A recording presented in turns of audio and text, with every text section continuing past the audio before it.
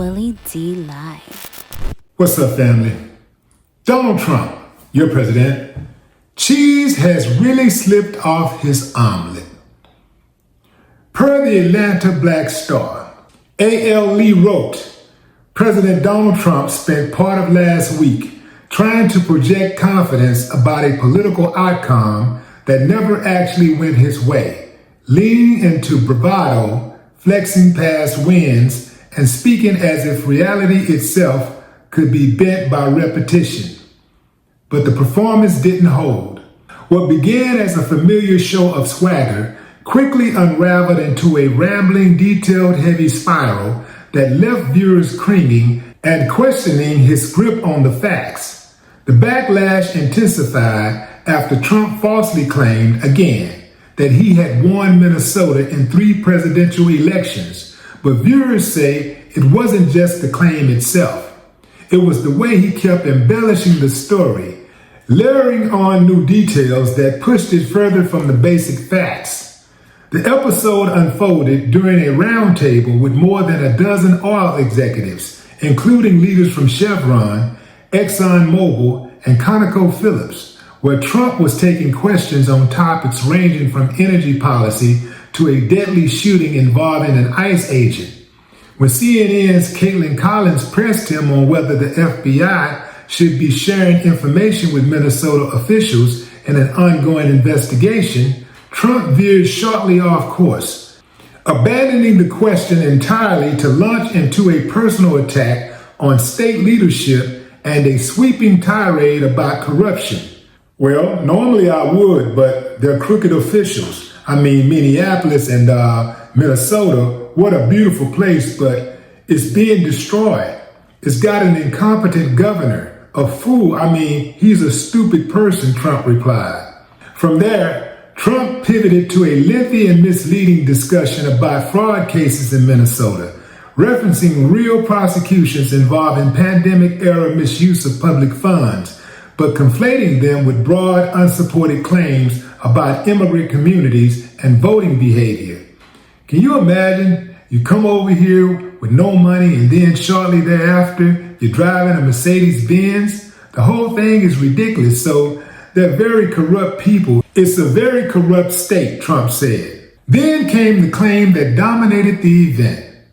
Trump's insistence that he had actually won Minnesota, despite every official election result showing otherwise. And here's what he had to say about that. I feel that I won Minnesota. I think I won it all 3 times. Nobody's won it since Richard Nixon won it many, many years ago. It's a corrupt state, a corrupt voting state, and the Republicans ought to get smart and demand on voter ID. Continuing without a pause, he said, they ought to demand maybe same-day voting, but I won Minnesota 3 times, and I didn't get credit for it. As Trump continued, he added more details, each one less grounded in reality than the last. I did so well in that state every time. The people were crying every time after. Trump's insistence that he feels he won the state despite never doing so became the focal point of online reaction, with critics ridiculing him and questioning his mental state. Family, just for sake of argument, let me just show you the maps from each election. This is 2016. Okay, these are the results, fam. If you notice, if you could just look right up top, right? Family, just take a look. Just take a look up the center of the map. Just go right up to the top of the map in the center. Close to the center. Just a tad to the right, and you can see in blue, Minnesota. Oh man, this dude is wild, man. And then right here in 2020, 4 years later, you'll see Minnesota again, covered in blue. He lost that. And then in 2024, he lost Minnesota. You see Minnesota right up there in blue all the way to the top there? See all that blue? That's Minnesota.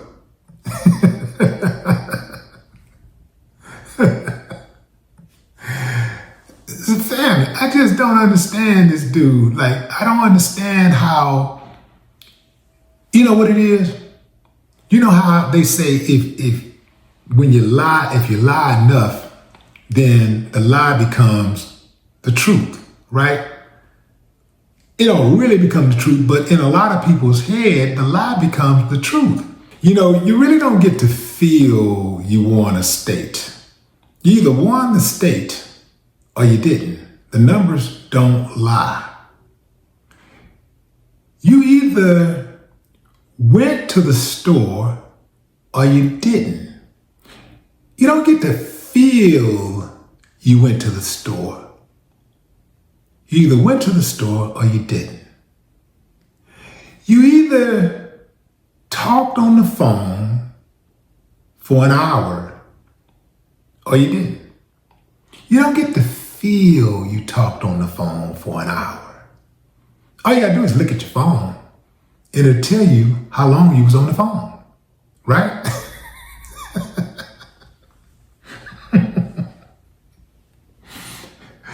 This dude, he can't be helped. He can't be helped. And for that reason, we can't be saved because he's in charge. Family, it blows my mind that there are so many intelligent people in the United States, but we're outnumbered by the dummies. And the dummies are in charge. The dummies are in charge on every level.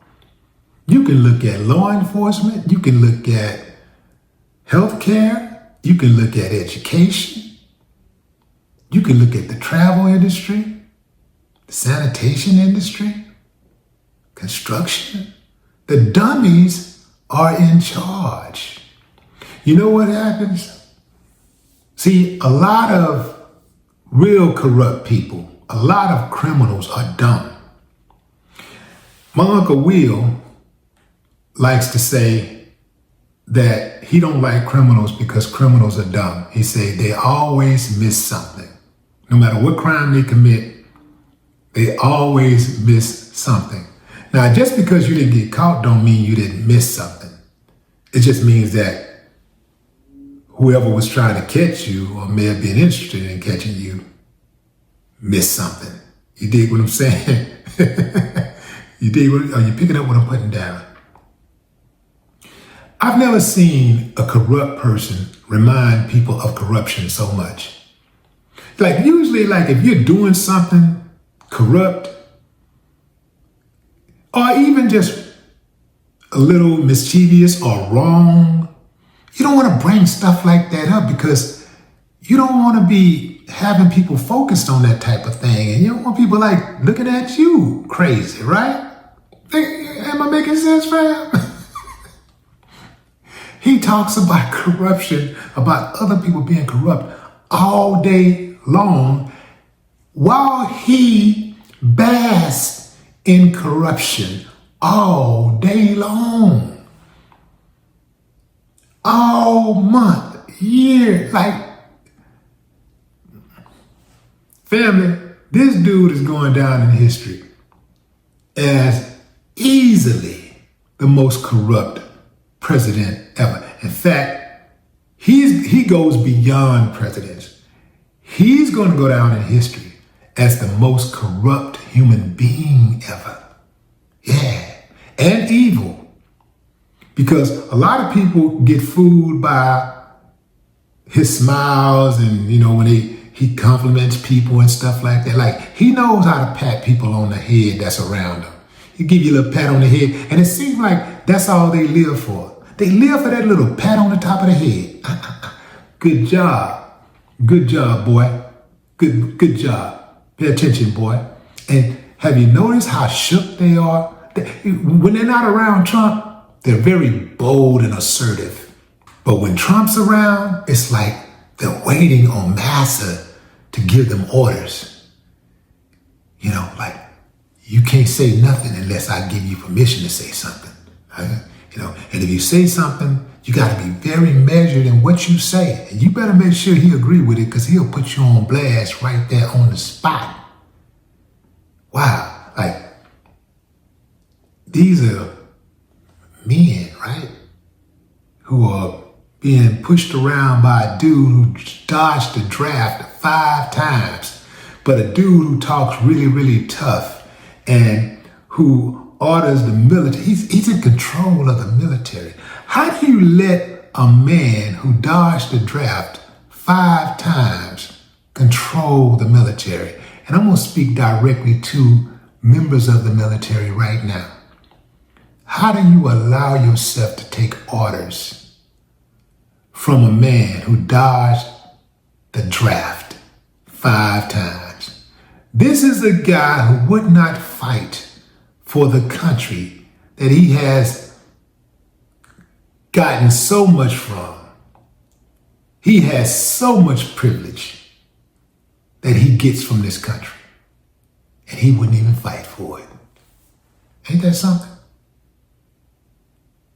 But what say you, fam? Drop a comment. I'd love to hear your thoughts.